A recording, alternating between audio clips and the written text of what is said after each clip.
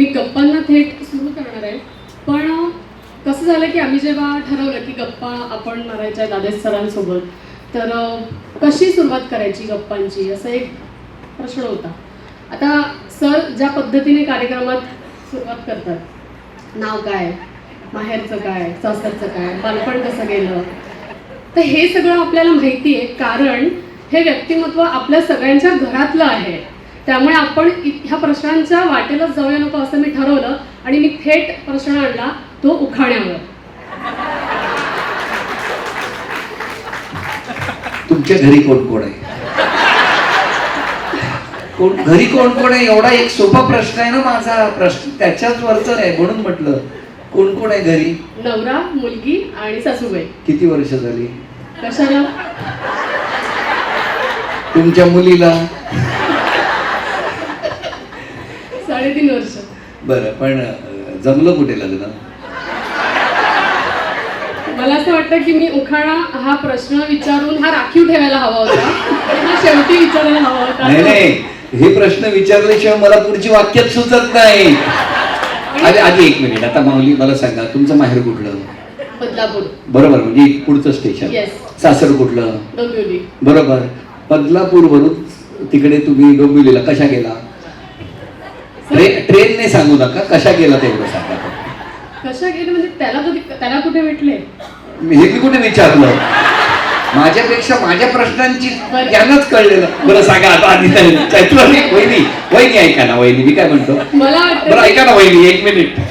आता उखाण्याने सुरुवातच करूया. नाही, हा प्रश्न तुमच्यासाठी होता. मी उखाणा घेईन, पण आधी तुम्ही घ्यायचा, मी सगळ्यात शेवटी घेईन. काय बरोबर आहे की नाही? नाही, बरोबर काय? तू नाही, मी विचारणार बरोबर की नाही. समस्त वहिनींचे उखाणे नेहमीच ऐकतात आदेश भाऊजी. आज आदेश भाऊजींचं उखाणं आम्हाला ऐकायचं आहे. हे बघा, अंबरनाथ मध्ये आलेलो आहे, त्यामुळे ज्या उखाण्याने सगळ्यात जास्त माझ्यावर प्रेम केलं, शंकराच्या पिंडीवर बेल वाहतो, सुचित्राचं नाव घेतो तुमचा मान राखून. पण एवढी छान तुम्ही सुरुवात करताना रोटरी तर्फे मला इतकं छान इकडचं शिवमंदिराची प्रतिकृती दिली, हो की नाही? घ्या आता र.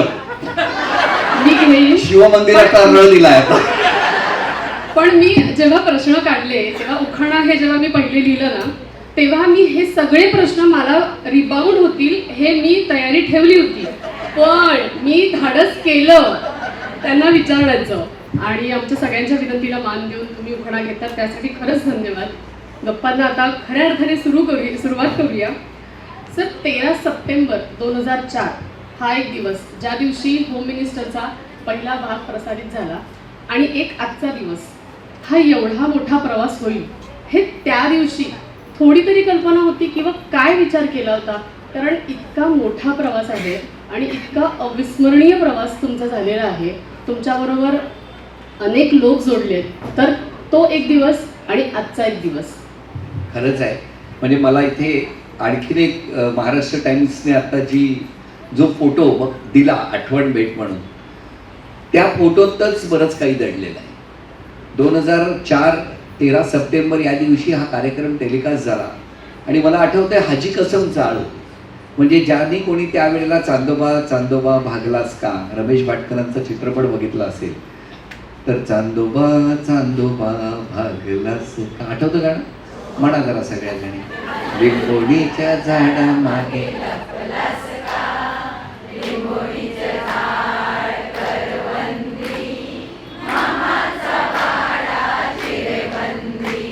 हे ज्या चित्रपटामध्ये चित्रित झालं, त्या चित्रपटात संपूर्ण चित्रीकरण ज्या बिल्डिंग मध्ये झालं ती हाजी कसमचा, रमेश भाटकरांवर चित्रित झालेला चित्रपट.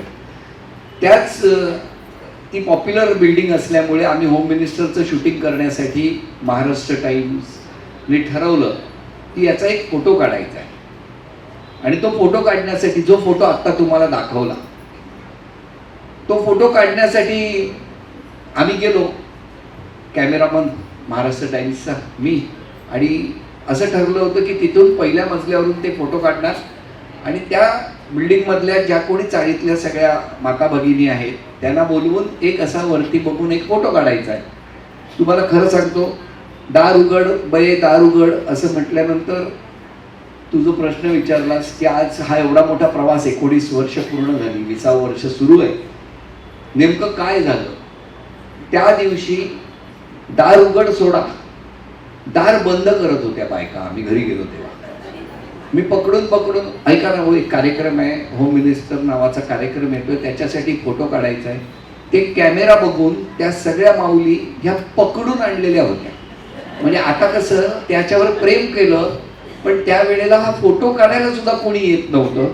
पण महाराष्ट्र टाइम्सच्या त्या पत्रकाराने, ऐका ना ताई, तुम्ही छान दिसताय, तुम्ही काही दिसणार नाही आहात, फक्त चेहराच दिसणार आहे, असं म्हणून त्या ज्या कोणी 10 बायका आहेत त्याच्यातल्या एक कामत नावाच्या एक वहिनी आहे, त्यांनी त्यांच्या 60व्या की 70व्या वाढदिवसाला मी त्या गणेश गल्लीच्या गणपतीला नाचत असताना लालबागच्या राजाच्या मिरवणुकीत त्यांनी मला तो फोटो दाखवला होता. योगायोगाने तीच आठवण इतक्या वर्षांनी महाराष्ट्र टाइम्सच आहे ते जपून ठेवलेली मला दिली. पण तेव्हा 13 दिवसांसाठी सुरू झालेला कार्यक्रम 19 वर्ष पूर्ण करेल आणि जगाच्या नकाशावर एकमेव कार्यक्रम आहे ज्या कार्यक्रमाने 19 वर्ष पूर्ण केली आणि तो मराठी कार्यक्रम आहे. आणि त्याचं निवेदन मला करण्याची संधी मिळेल असं तेव्हा वाटलं नव्हतं. पण खूप वेगळा प्रवास आहे आणि या प्रवासाने खूप काही शिकवलं. अनेक कुटुंबांना भेटता आलं, अनेक माऊलींशी संवाद साधता आला. आणि जसं मगाशी मी म्हटलं की कुठलीच तयारी नव्हती, पण त्यांच्या ॲक्शनवरची माझी रिॲक्शन आणि त्यातून चेहऱ्यावरती येणारं निकळ हसू आणि स्माईल, यातून हे घडत गेलं. आणि म्हणून महाराष्ट्राच्या घराघरांनी या कार्यक्रमाला नव्हे तर मला सुद्धा खूप आशीर्वाद दिले आणि म्हणून चांगल्या गोष्टी घडत गेल्या आयुष्यात. कार्यक्रमाच्या आधी आपण जेव्हा बोलत होतो तेव्हा तुम्ही गेल्या 8 दिवसात किती किलोमीटर प्रवास केला हे सांगितलं. असाच प्रवास तुम्ही गेली अनेक वर्ष अखंड करताय. मग तो ह्या कार्यक्रमानिमित्त असेल, तुमच्या इतर काही समाजकारणासाठी असेल, इतर काही कार्यक्रमांसाठी असेल, इतकी धावपळ असते, इतकं काम असतं, सतत बैठका असतात, मीटिंग्ज असतात किंवा राबता असतो घरामध्ये लोकांचा. या सगळ्यामध्ये तुम्ही फिटनेसकडे कसं लक्ष देताय? कारण तुम्ही आता मगाशी जर सांगितलं की मी सकाळी उठलो आणि जेवायला अमुक ठिकाणी गेलो, म्हणजे अगदीच वेगळ्या शहरात गेलो. ह्या सगळ्यामध्ये स्वतःच्या तब्येतीकडे किंवा फिटनेसकडे कसं लक्ष दमत नाही का तुम्ही?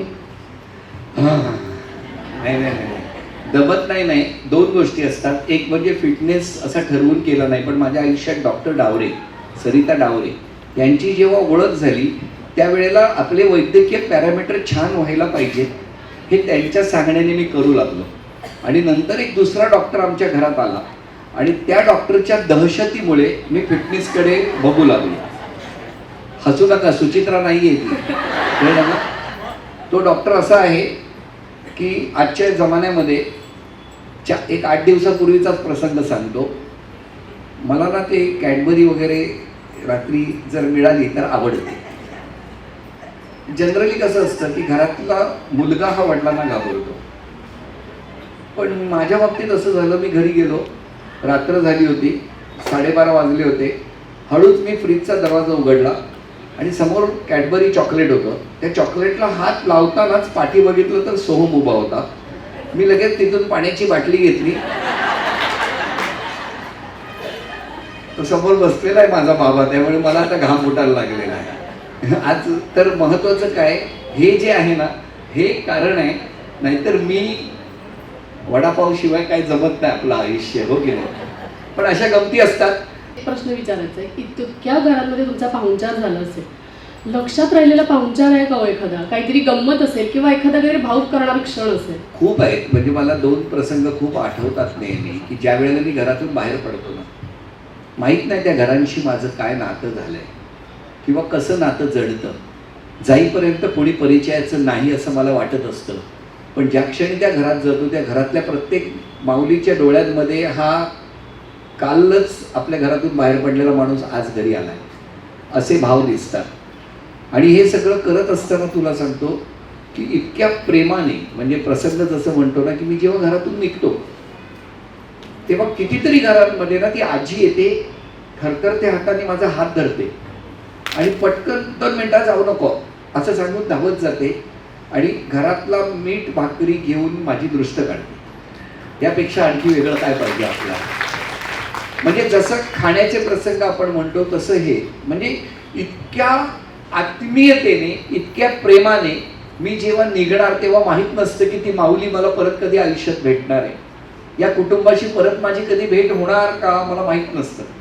पण मी निघताना माझ्या हातावरती किमान काहीतरी मी खावं याच्यासाठी त्या माऊलीने घातलेला जो घाट असतो ना तो लक्षात येतो आणि खूप प्रसंग घडत जातात. म्हणजे टप्प्याटप्प्याने, जसं त्या एक आजी होत्या सांगलीच्या, नलिनी जोशी, वय वर्ष 99, म्हणजे 97-98 वर्ष वय त्या माऊलीचं. आणि एक दिवस मला एक व्हिडिओ आला, त्यांच्या मुलांनी पाठवला होता आणि त्याच्यात त्यांनी लिहिलेलं होतं की त्याच्यात व्हिडिओ केला होता की ती आजी 97व्या वर्षी न चुकता रोज कार्यक्रम बघतात, नुसता बघत नाही तर रोज मला एक गाणं ऐकवतात आणि त्यांची अशी धारणा आहे की मी ते ऐकतो आणि म्हणून त्या घरातल्यांना सांगतात की आता माझं नवीन गाणं बसवा, कारण आदेशचा चेहरा जरा कंटाळल्यासारखा दिसतोय. आणि हे झाल्यानंतर मी त्यांच्याशी संवाद साधला, त्यांच्या मुलाशी बोललो, त्यांनी इच्छा व्यक्त केली आणि योग भाग्यवान 100व्या वाढदिवसाला मी त्या माऊलीच्या गेलो. त्या आजींनी, तुम्हाला सांगू, असंच भरलेलं होतं सगळं, त्यांची 100वी साजरी होत होती, तुला केली होती, तुलावरती त्या बसल्या होत्या आणि त्यांना कोणीतरी सांगितलं, अगं आजी आदेश आलाय. तुम्हाला सांगू, त्या दिवशी त्या आजीच्या डोळ्यामध्ये तिकडची हजारो त्यांचे नातेवाईक, ज्यांनी आयुष्यभर त्या आजीसाठी खूप काही केलेलं होतं, त्या आजीला कोणी दिसत नव्हतं. त्या नलिनी जोशी आजींनी मला अशा पद्धतीने घट्ट मिठी मारली. बरं, घट्ट मिठी मारली ती मारली, क्षण आला भाग्याचा असं गाणं ऐकवलं मला आणि त्यानंतर जाताना भरभरून आशीर्वाद दिले. आशीर्वाद घेऊन मी तिथून निघालो खरा. आजी शेवटपर्यंत भरल्या डोळ्यांनी माझ्याकडे अशी शेवटपर्यंत बघत होती आणि मला ऐकू जाईल तोपर्यंत काळजी घे रे, प्रवास करताना सांभाळून कर रे आणि सगळ्यांची काळजी घे रे असं सांगणारी आजी जेव्हा परत 1 वर्षांनी सांगलीत गेलो आणि ते डोळे माझे शोधत होते, पण तेव्हा समोर दिसणारी आजीचा फोटो मात्र भिंतीवर लागलेला होता. त्या नलिनी जोशी आजी, काय प्रेम होतं, काय नातं होतं. कधी भेटलेला नव्हतो, पण न चुकता रोज संध्याकाळी 6 वाजता आंघोळ करून पाटावर बसून मला एक गाणं ऐकवणार. काय ही भावना आहे हो. एवढं कशाला, आत्ता साताऱ्यातल्या एक आजींनी मला व्हिडिओ पाठवलाय माझ्या मोबाईलमध्ये. त्या आजी 100 वर्षाच्या आहेत. 6 ते 6:30 फक्त त्या माझ्याशी बोलतात कार्यक्रम संपेपर्यंत. आणि काय बोलतात तर घरातल्यानी काय काय तिच्याशी काल वागले ते सगळं मला सांगतात. आणि 6:30 नंतर ती आजी दुसऱ्या दिवशी 6 पर्यंत गप्प बसून राहतात फक्त बघत. तुम्ही विचार करा, हे काय नातं आहे, हे कुठलं प्रेम आहे, हे कुठे आहे. कितीही म्हणजे काय, काही गोष्टींना खरंच म्हणजे हे आई वडिलांची पुण्याई म्हणतो आणि काय आधीच्या पिढ्यांनी केलेलं हे भाग्य आहे. म्हणजे पुण्य आहे म्हणून माझ्या नशिबी हे भाग्य आलं की मला इतकं माझ्यावरती निर्व्याज प्रेम करणारी ही लोक मला भेटली. या स्त्री शक्तीला माझा नमस्कार आहे. सर, तुम्ही जसं म्हणालात ना की सुरुवातीला आम्हाला बोलवून आणावं लागलं त्या फोटोसाठी, पण आता परिस्थिती अगदी उलट आहे. म्हणजे आदेश भाऊजी माझ्या घरी येणार म्हणजे मी सागर संगीत सगळी तयारी करणार, रांगोळ्या करणार, आम्ही जे बघतो, आणि ह्याच्या पलीकडेही अनेक गोष्टी असतील, सगळी जय्यत तयारी असते. पण एखादं असं कोणतं तरी शूट आठवतं एखाद्या दिवशीचं की जे लांबलं आहे, त्याच्या मागे काहीतरी गोष्ट आहे, लांबलंय खूप वेळ. म्हणजे जनरली साधारणपणे एखादा भाग तुमचा ज्या तासांमध्ये चित्रित होतो त्याच्यापेक्षा ते जास्त लांबलंय, असं कधी झालंय? असं नाही झालंय. काय होतं माहिती, एकदा झालं होतं, लोणकर नावाचे एक ग्रस्त होते जेजुरीच्या पायथ्याशी. आता त्यांच्याकडे म्हणजे ते लांबण्याचं कारणच वेगळं होतं. म्हणजे तुम्हाला सांगतो, 2005 मधला प्रसंग होता. लोणकर नाव आठवतंय मला, ते MSCB मध्ये वगैरे असे इंजिनियर वगैरे होते. त्यांचा काय अभ्यास होता मला माहिती नाही. मी शूटिंगमध्ये गप्पा मारतोय जसं तुझ्याशी मारतोय आणि गप्पा मारत असताना असा हात असतो ना आपला प्रत्येक वेळेला बोलताना, तर ते माझ्या नजर घालून बोलत नव्हते. त्यांचं लक्ष माझ्या हाताकडे होतं. तर मला कळत नव्हतं की काय बोलतायत. अगदी जेजुरीच्या पायथ्याला त्यांचं घर आहे. शेवटी त्यांनी थांबवला कार्यक्रम आणि तो कार्यक्रम माझा एकमेव कार्यक्रम आहे जो कार्यक्रम 2 तास चालला. तर अदरवाईज आमचं पाऊण तासात वगैरे शूटिंग संपतं, चित्रीकरण 1 तासात. कारण त्यांनी त्याच्यानंतर माझा हात पकडला आणि मला हात बघायला लागली माझा, म्हणजे शूटिंग राहिलं बाजूला आणि हात बघून 2004 मध्ये सांगितलं होतं, आदेश बांदेकर हा ब्रँड आहे. मी म्हटलं म्हणजे काय, मला बांदेकरला बँड माहिती होता पण ब्रँड, ते बोलले ब्रँड आहे. म्हटलं म्हणजे, ते म्हणाले नाही नाही मी तुम्हाला सांगतो तुम्ही विमानात बसणार. म्हटलं विमानात बसणार, कंटाळा येईल एवढा विमान प्रवास कराल. तर मी त्यांच्याकडे बघून थोडासा असा हसलो. म्हटलं विमान, कारण काळा चौकीत राहणारा मुलगा, नवीन कार्यक्रम नुकताच सुरू झालाय आणि हा कार्यक्रम सुरू झाल्यानंतर सेकंड क्लासच्या डब्यामधून सांताक्रूज आणि पार्ला या स्टेशनवरती जेवढी विमानाची शेपटी दिसेल तेवढी बघण्यात धन्यता मागणारा मी, मला हे सांगतायत तुला कंटाळा येईल एवढा विमान प्रवास होईल. पण तुला सांगू, योगायोगाने आज जेव्हा मागे वळून बघतो तेव्हा लक्षात येतो त्यांनी जे जे सांगितलेलं ते सगळं खरं झालं. आता कधीतरी जेजुरीला गेलो की त्यांना भेटतो आणि त्यांना काकांना सांगतो की काका तुम्ही तेव्हा जे सांगितलं होतं कंटाळा येईल, म्हणजे त्याच्यानंतर केसरीचा ब्रँड अँबॅसेडर झालो आणि 65 वेळा इंटरनॅशनल टेक ऑफ घेतले. हे सुद्धा या कार्यक्रमामुळे झालं.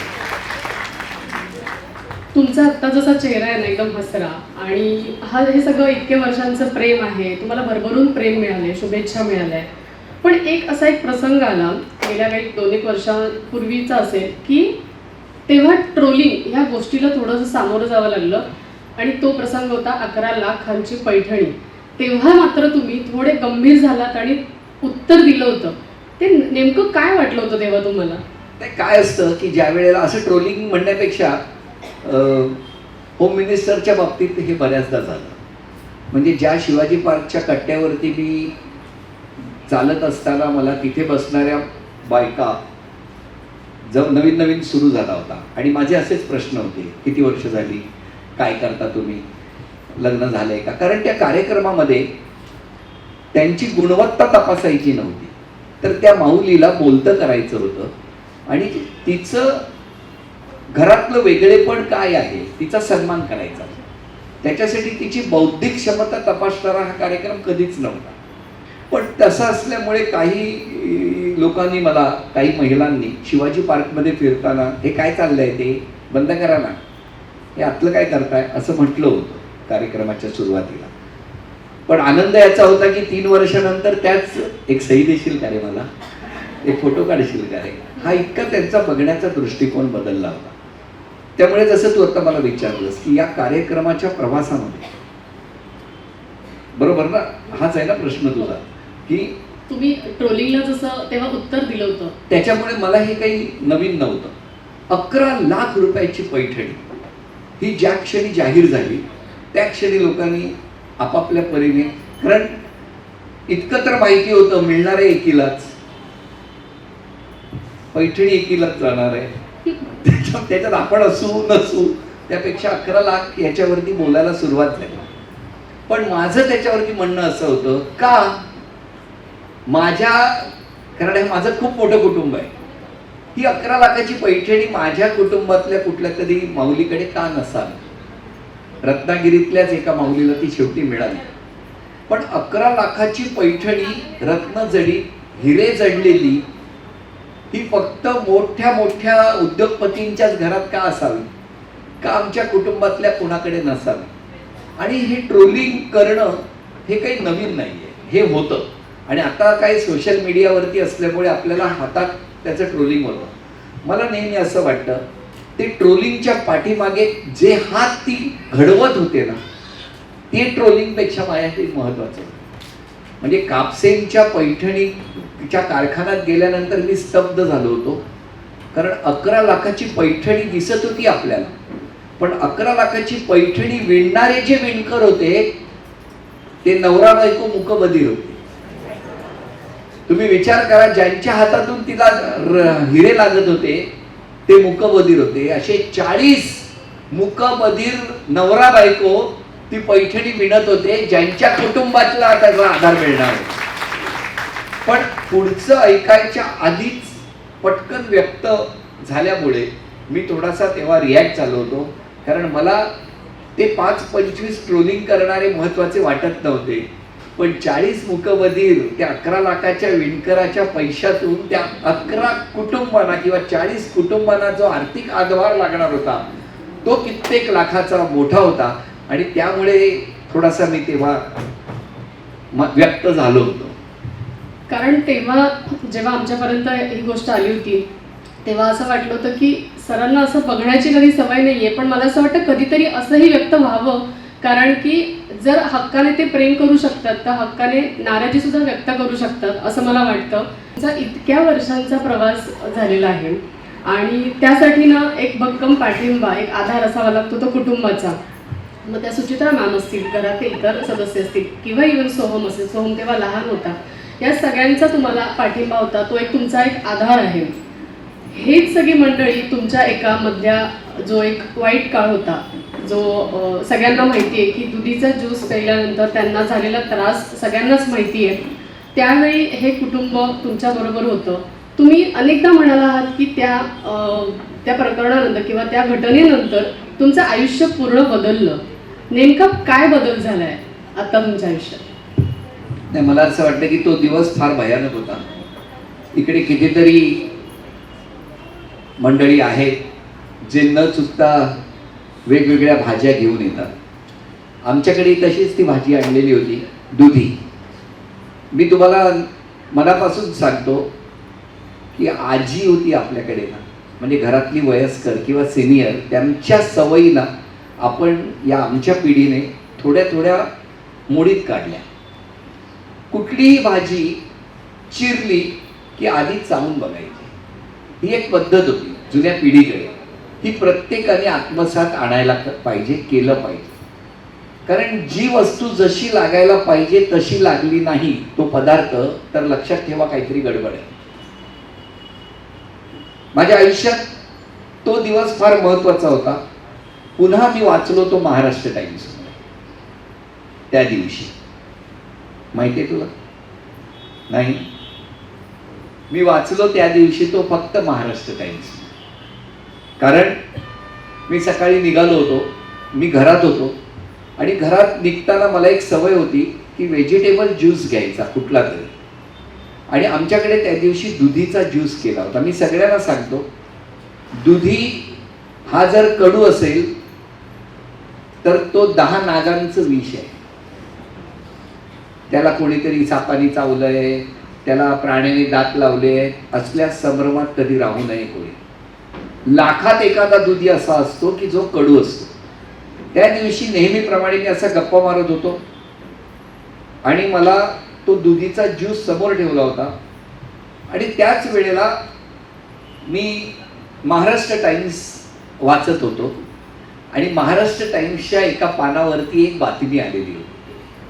कधी कधी एखादी बातमी ही आपल्याला आयुष्य वाचवणारी सुद्धा ठरते. ती बातमी पुन्हा ट्रोल करण्यासारखीच होती. पण सुदैवाने त्या बातमीमुळे झालं काय, मी त्या बातमीच्या वाचत असतानाच मी तो समोर ठेवलेला ज्यूस होता, इकडे फोन सुरू होता आणि फोन सुरू असताना मी तो पटकन, कडू होता त्यामुळे मी तो प्यालो. म्हणजे प्याल्यावर माझ्या लक्षात आलं की तो कडू आहे आणि मी पटकन फोन बाजूला केला आणि आमच्या ताईला म्हटलं की ताई आता हा कडू आहे ज्यूस. आणि तेवढ्या त्या बातमीमुळे मला फोन यायला सुरुवात झाली. मला काही फोन आले, मग वेगवेगळ्या आपल्या या क्षेत्रातल्या लोकांचे फोन आले, मी उद्धव साहेबांचा फोन आला. असं फोन, म्हणजे तो ज्यूस प्याल्यानंतर जवळजवळ 1 तास मी घरात होतो त्या बातमीमुळे. कारण प्रत्येक ठिकाणी माझं बोलणं सुरू होतं आणि मी प्रत्येकाशी संवाद साधत होतो. संवाद साधत साधत साधत असल्यामुळे मी 1 तास शूज घालून घरातच थांबलो आणि मला अचानक त्याचे सुरू झाली रिॲक्शन. मला वॉमिटिंग सुरू झाली. मला एकदा झाली, 2दा झाली, 5 झाल्या, 6 झाल्या आणि असे फोन चालू आहे आणि त्याच्यातून मी घरीच थांबलो. पर्यायाने काही वेळानंतर मला ब्लड वॉमिट सुरू झाली. आणि आता इकडे कुमार होता. कुठे गेला कुमार? बाहेर गेला का? तोच मला खांद्यावर घेऊन पटकन निघाला. मला त्यांनी उचललं. जितू, कुमार आणि सचिन असे 3 जण होते ज्यांनी मला घेतलं, ते त्यापैकी 2 आता सोबतच आहे. आणि मला हिरानंदानी हॉस्पिटलमध्ये ऍडमिट केलं. काही क्षणामध्ये माझ्या शरीरातले सगळे पॅरामीटर्स बदललेले होते. म्हणजे माझं ब्लड प्रेशर 0 होत होतं, माझ्या पल्स नॉट पल्पेबल झाल्या होत्या, मला 3-3.5 लिटरची रक्ताची उलटी झाली, मला ब्लड मोशन्स झाले. आणि डॉक्टर, आणि अशा परिस्थितीत एवढा व्यवस्थित असणाऱ्याला त्यांनी फोन केला सुचित्राला आणि सांगितलं की आता हा डॉक्टर म्हणतायत आमच्या हातात काही नाही. सुचित्रा परत आली. इथे सेंट्रल लाईन डॉक्टरना ओपन करायची होती म्हणून तिच्याकडनं सही घेतली आणि सांगितलं आता आमच्या हातात काही नाही, कारण हार्ट रेट त्यांचा आता जवळजवळ 24-25 वरती आलेला आहे. इतके पॅरामीटर्स ड्रॉप झालेले असताना मला माहित नाही असं काय झालं. पण जर विचार करा की त्या दिवशी ती बातमी आली नसती तर इतकं डिस्कशन फोनवर झालं नसतं.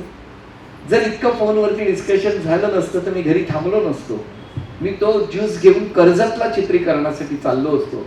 म्हणजे जेव्हा रिॲक्शन आली किंवा रिॲक्शन सुरू झाली तेव्हा मी एक्सप्रेस वेवर असतो, जिथे मला मेडिकल हेल्प मिळू शकली नसती. पण सुदैवाने मला माहीत नाही या समोर बसलेल्या स्त्री शक्तीमध्ये काय ताकद आहे. दुपारी 2:30 वाजता सगळे पॅरामीटर्स गेलेले असताना सुचित्राने एवढं म्हटलं फक्त की आदेशला काही होणार नाही, स्वामी माझ्यासाठी एवढं करूच शकतात. त्या एका वाक्यानंतर 3.5-4 तासांनी मला एवढंच आठवतंय की मी डोळे उघडले, ब्लर होतो पण डोळे उघडले तर समोर सोहम, सुचित्रा आणि उद्धव साहेब ठाकरे अशा 3 जण उभे होते. साक्षात त्या दिवशी माहीत नाही मला काय जादू झाली, मला त्या प्रश्नाचं उत्तर शोधूनही सापडत नाही. पण एवढं सांगतो, परवाच मी श्रीरामपूरला कार्यक्रम करत होतो. मी मुंबईत होतो, श्रीरामपूर इतकं लांब आहे. आज मी इतक्या वर्षानंतर श्रीरामपूरला गेलो 8 दिवसापूर्वी.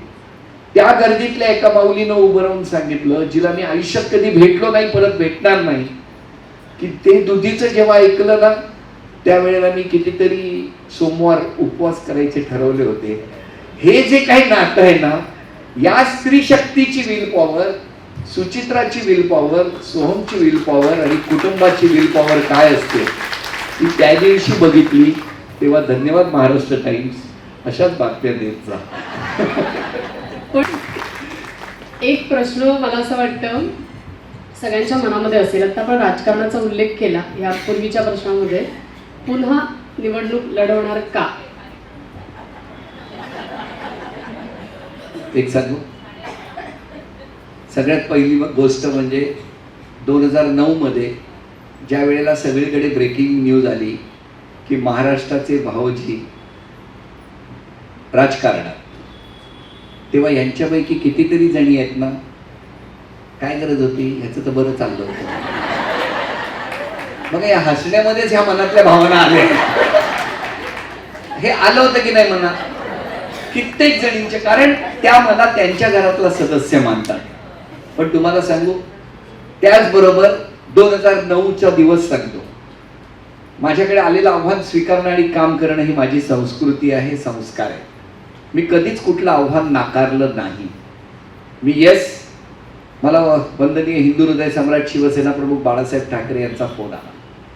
लालबागच्या राजाच्या मिरवणुकीत नाचत होतो.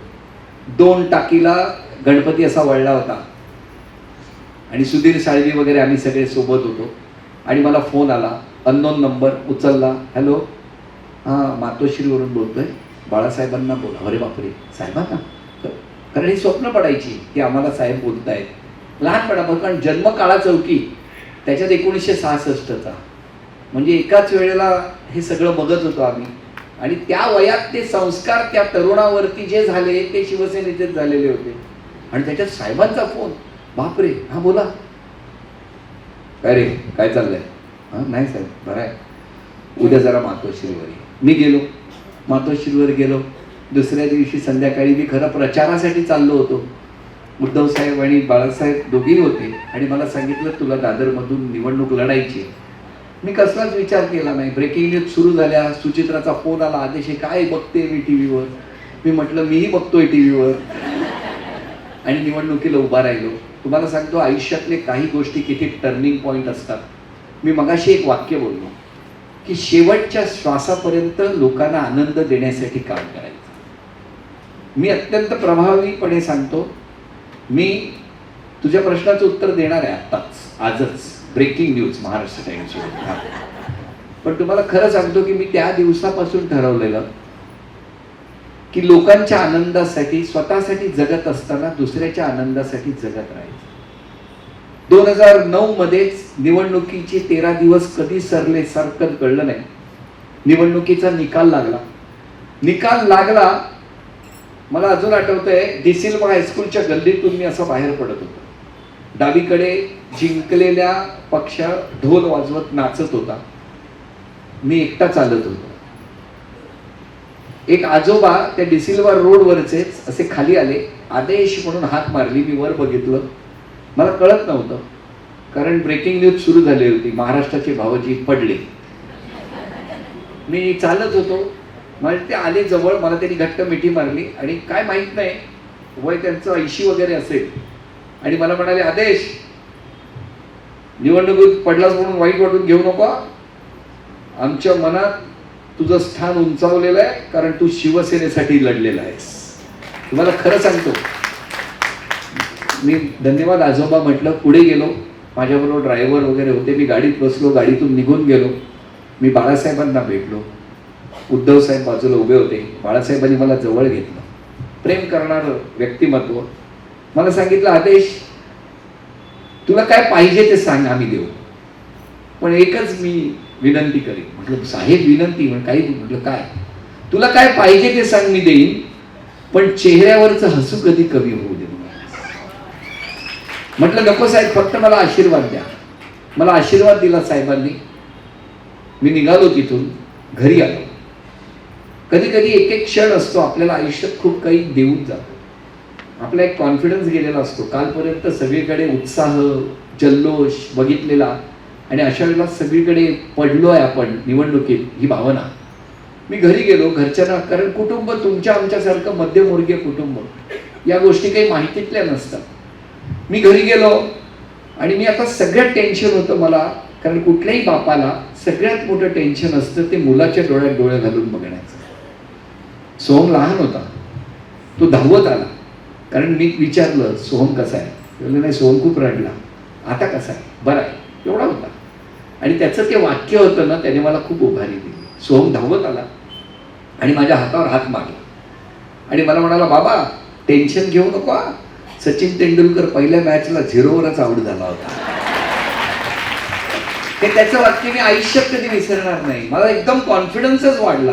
मी निवडणूक लढणार का यापेक्षा जो कोणी निवडणूक लढेल त्याला निवडून आणण्यासाठी रक्ताचं पाणी करणं ही आजची काळाची गरज आहे. ते मी करणार आहे. कारण निवडून येण्यापेक्षा पडणाऱ्याचं दुःख काय आहे ना, ते मी अनुभवलेलं आहे. त्यामुळे जो उभा राहील त्याला निवडून देण्यासाठी मी धावणार. 19 वर्षाचा हा आढावा घेत असताना ताकदीनादींपासून आतापर्यंतच्या अनेक आठवणी, अनेक किस्से, अनेक प्रसंग, आणि या अनेक प्रसंगांमध्ये केवळ आठवणींच्या मनाच्या कोपऱ्यात ते ठेवून दिलेलं आहे. ते असे तुम्ही कधीतरी भेटल्यावरच बाहेर येतात. तेव्हा धन्यवाद महाराष्ट्र टाइम्सला की आज मला, सोहमला, चैत्राली तू बोलतं केलंस. या आठवणींचा अल्बम चालताना या सगळ्या कुटुंबांना मला भेटता आलं. त्याबद्दल तुमचा धन्यवाद.